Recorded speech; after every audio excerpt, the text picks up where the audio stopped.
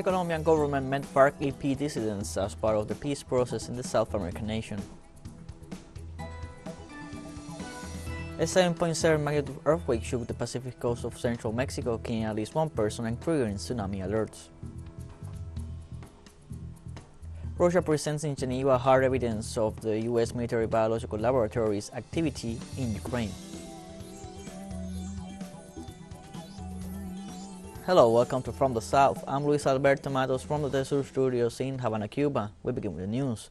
Argentinian Vice President Cristina Fernández's attorneys began their final allegations before the federal court regarding the Vialidad case. Local media reported that attorneys Carlos Beraldi and Ariel Genovi will present their allegations before the court during the week and will conclude with a petition for acquittal. Cristina Fernández faces a request of a 12-year prison sentence and disqualification for life to hold public office by federal prosecutors Diego Luciani and Sergio Mola for illegal association and fraudulent administration. Fernández, the petitioner, plans to speak before judges Jorge Jorini, Andres Basso, and Rodrigo Jimenez Uriburu in use of her right to exercise her own defense for her profession as a lawyer, something that she will also do virtually.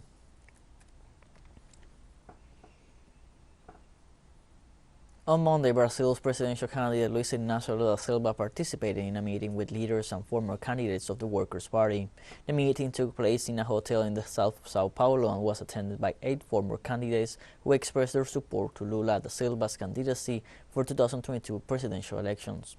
Lula da Silva described this meeting as symbolic after affirming that it reflects the will of the people to work to recover the country's democracy. For his part, the vice presidential candidate in Lula da Silva's candidacy, Geraldo Alckmin, considered the event as an historic one, while stressing that the purpose of this meeting is to strengthen the climate of the broad front around the candidacy of the Workers' Party and to expand the offensive for the useful vote that will make possible a victory in the first round. Former Brazilian presidential candidate Marina Silva expressed her support to former President Luis Inácio Lula da Silva and pointed out that the Broad Front coalition seeks to reconcile the people. We are here to say that the reconciliation we want among Brazilians, among families, all people, we are undertaking it by ourselves, even with our differences. We no longer want to taste the bitter salt of hatred, of lies, of contempt for democracy, for the black people, for women, for the indigenous people, and for all that is sacred in a nation. I congratulate you for your effort, for making yourself available and willing to serve, so that the Brazilian people, together with all of us, and with you leading this process, may defeat Bolsonaro and Bolsonarism. Since 2020, nearly 5,000 Ecuadorian children have been abandoned at the border between the United States and Mexico. According to the U.S. Customs and Border Protection Office, the children leave Ecuador with their parents or close relatives, exposing themselves to long journeys and unsafe conditions. Then they are handed over to coyotes, who are paid up to $25,000 to cross them through the border. Most children are abandoned at the U.S. border to make sure they are accepted into U.S. territory. Data revealed that in 2020, U.S. Customs and Border authorities found at least 625 minors, around 3,000 in 2021 and 654 so far in 2020. EU countries could be banned from restricting the flow of critical products and services in times of crisis, according to new emergency powers proposed by the European Commission. The legislation, which still needs to be negotiated and amended by the European Parliament and Member States, was proposed by the Commissioner for the Internal Market, Thierry Breton. The Single Market Emergency Instrument empowered the Commission to order EU states to reorganize supply chains and increase supplies of relevant goods as quickly as possible, including expanding or repurposing existing product capacities or setting up new ones and placing such goods on the market.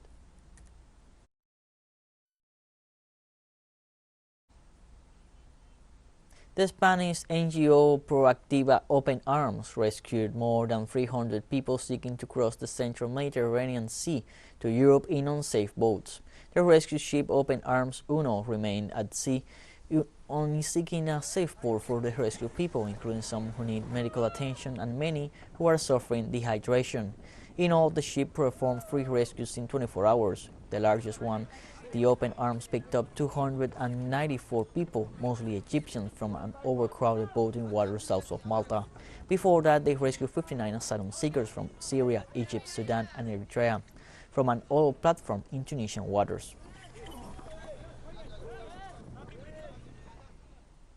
And Britain and the world said a final farewell to Queen Elizabeth II at a state funeral on Monday. The Queen's funeral drew presidents and kings, princes and prime ministers, and crowds that massed along the streets of London to honor the longest reigning monarch after 70 years in the throne. After escorting the Queen's coffin to Westminster Abbey, the royal family joined 2,000 dignitaries at the state funeral for an hour-long service of tributes and prayer that culminated in a 2-minute silence and the singing of the national anthem. King Charles III and his siblings, as well as the Queen's grandsons Princes William and Harry, then joined the solemn procession behind her casket and through the heart of the British capital, with huge crowds lining the streets. Her Majesty's coffin arrived at Windsor, where she was buried alongside her late husband, Prince Philip.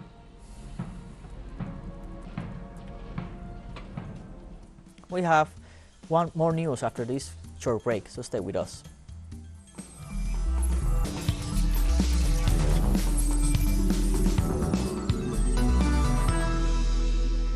Welcome back From the South. Colombia's Peace Commissioner Ivan Danilo Rueda met with a representation of dissident groups of the Revolutionary Armed Forces of Colombia in a possible step towards peace talks. According to a statement issued by both sides, the meeting took place in the southern region of Caqueta, aimed as an exploratory gathering to assess the possibility of initiating peace talks in the framework of the total peace policy pursued by President Gustavo Petro. Both parties agreed to issue a joint statement as soon as possible, announcing a ceasefire to avoid further damage to Colombian families and to ensure a third-party presence to guarantee a truthful process.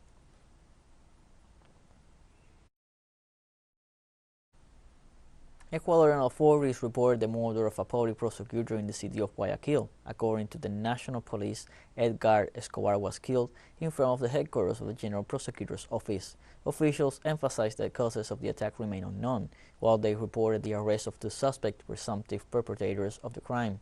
Escobar was a renowned prosecutor of the People's and Guarantees units in Guayaquil and led investigations into massacres at the penitentiary of the coast and other criminal cases.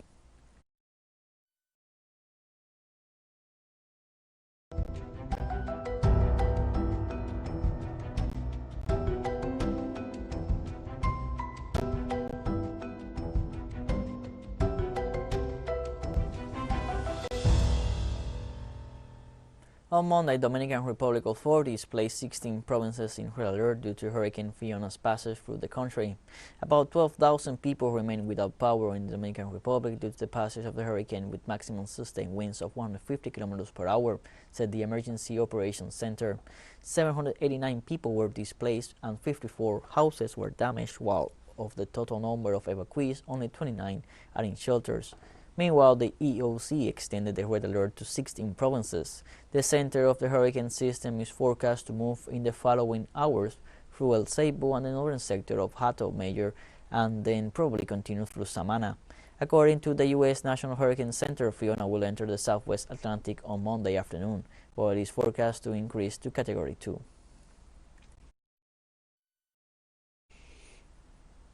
There have been no fatalities for the past 3 days from the deadly floods that engulfed Pakistan since mid-June, a hopeful sign that the nation is turning a corner on the disaster.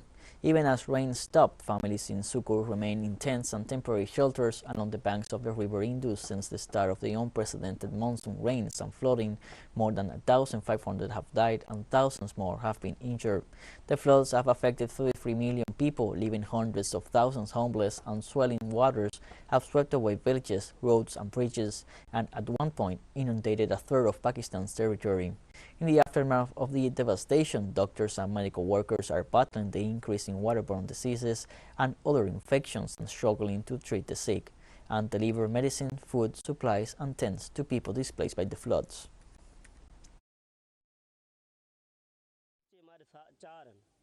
I have 4 children. All of them are sick. Some have fever, some have stomach issues, some have skin problems.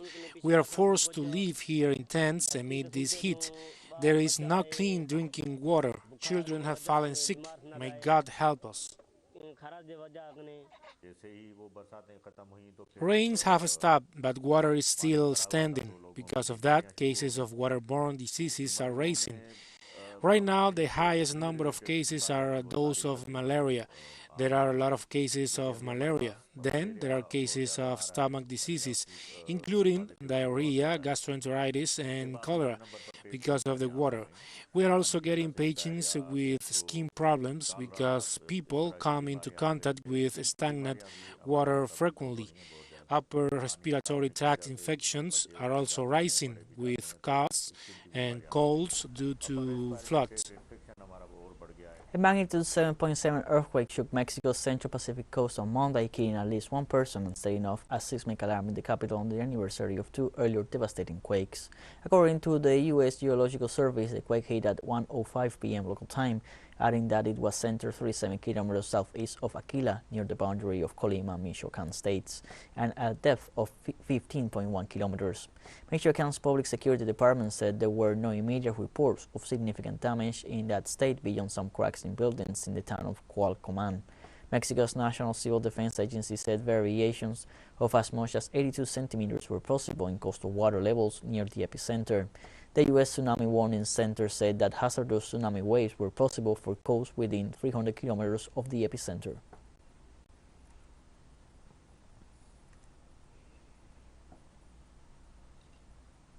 President Andrés Manuel López Obrador insisted that his proposal for a truce for world peace will be presented at the UN, despite the criticism received by Ukraine.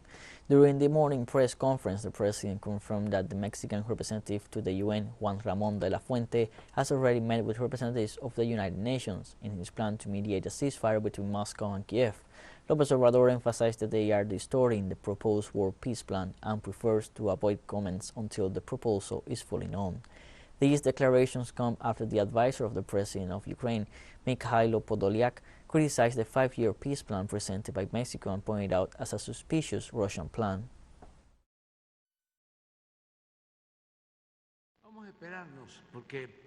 We are going to wait because the proposal is not well known. Yesterday we even repeat what we proposed so that it will be more widely disseminated, and those who are sectarian or in favor of one of the sides distorted the sense of the proposal, which is to seek peace, and they put me on the side of Russia. I have already suffered this in the past. And we have more news coming up after a final short break, so don't go away.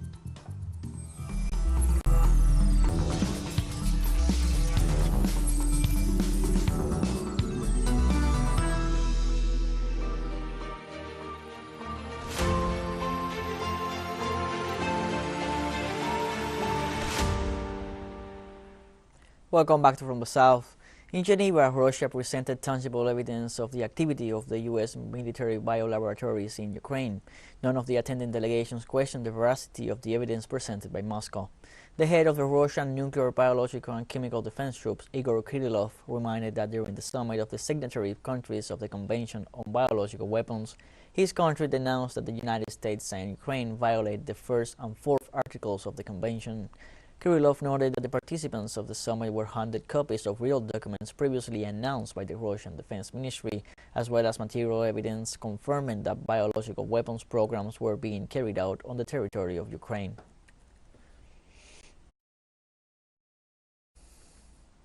Protesters scuffled with Lebanese security forces Monday outside the Justice Ministry in Beirut, demanding the release of two people arrested last week during a bank heist.